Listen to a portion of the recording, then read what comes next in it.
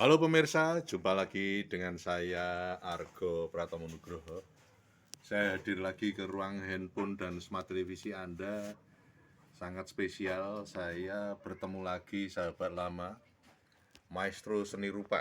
Beliau ini juga seorang pendidik dan satu-satunya mantan guru SMSR Yogyakarta yang lulus Master dari Institut Teknologi Bandung, Master of Design. Selamat berjumpa Pak Supantono. Selamat juga Pak Argo, Pak Jua. Pak Pantono, ini saya rasanya kangen kalau dalam beberapa minggu atau beberapa hari tidak bertemu Anda ini. Saya Hampir ingin, hampir sebulan itu. oh gitu, hampir sebulan ya? Sebulan. Iya, iya. Lama. Saya ingin bertanya kepada Anda ini. Sebetulnya sekarang ini menurut Anda kesenimanan kita seperti apa ini? Karena kan belakangan saya terus terang bertemu dengan Mas Prabu Kusumo. Beliau bicara tentang seniman empu gitu. Itu menurut Anda seperti apa ketika ada orang termasuk awam itu ya Mas Prabu Kusumo itu bicara tentang kesenimanan itu sebetulnya seorang empu pada dasarnya. Ini menurut Dia Anda seperti apa? kolektor atau apa seniman? Beliau ini pengamat budaya saja itu. Oh Ya, iya, iya. ya. Beliau putranya dari Sri Sultan Hamengkubuwono ke-9 itu. 9. Oh. Ya, Mas Prabu Kusumo. Ya. Ini menurut Anda seperti apa ini? Untuk dianggap empu atau bagaimana? Artinya seniman itu pada dasarnya harus mengarah pada empu atau jadi pedagang gitu. Ya, itu tergantung tujuan masing-masing orang ya. Ya, ya, ya. Jadi ada orang yang betul-betul seni itu untuk seni. Jadi ada yang seni untuk bisnis. Hmm. Seni untuk bisnis termasuk itu kolektor, kolektor itu ya termasuk. Jadi seni untuk bisnis ya, jadi dia berdagang.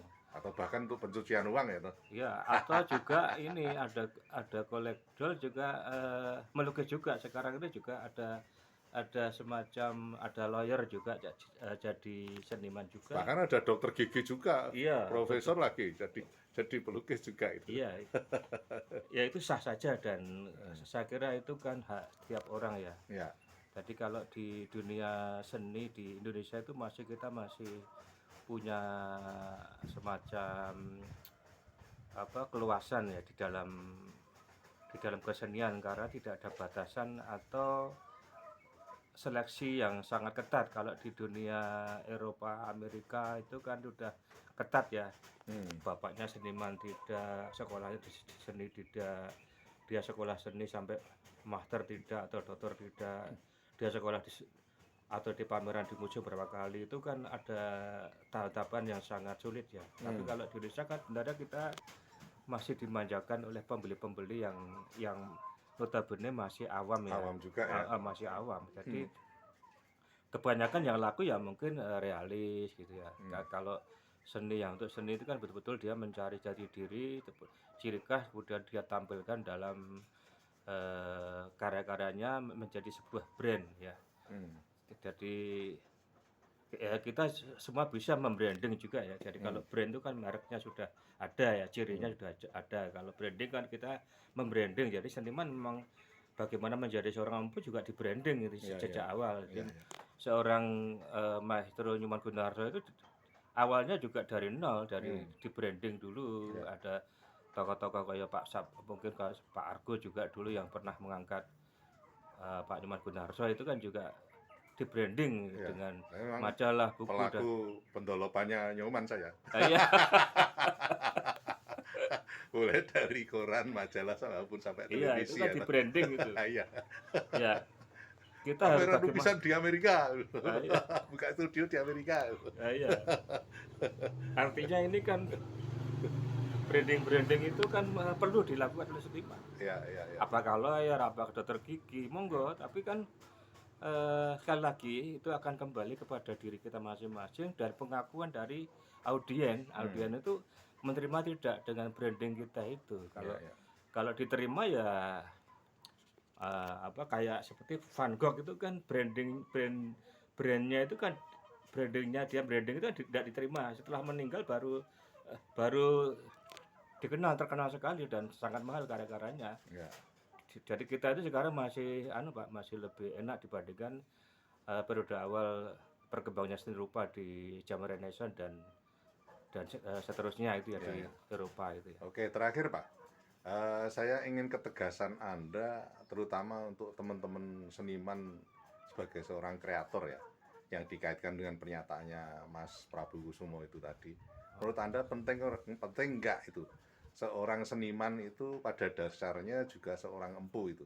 Menurut Anda penting nggak itu? Sebenarnya tidak usah dikatakan pun itu sebenarnya seorang seniman yang menggeluti dunianya sampai dari nol sampai Z, sampai dia berjibaku dengan waktu dan tenaga, uang, Pikiran. berdarah-darah itu nanti juga akhirnya menjadi empu otomatis. Oh. Jadi itu harus diperjuangkan. Jadi ada hukum kausalitasnya. Kausalitasnya apa? Sebab akibat. Sebabnya begini-begini akhirnya terus jadi seperti ini. Ini kan jadi karena branding akhirnya menjadi sebuah brand, Ya. merek dari seseorang itu Ya. gitu. Terakhir lagi nih, karena saya agak penasaran ini. Karena kan selama ini, terutama di kontemporer kemarin itu, kalau Sujoyono dulu bilang ada jiwa ketok dalam karya seni lukis misalnya. Tapi dalam seni lukis si A itu kok jiwa ketoknya si B gitu loh. Nah, itu kan. Jadi Itu artinya kan itu menyalahi keempuan itu kalau.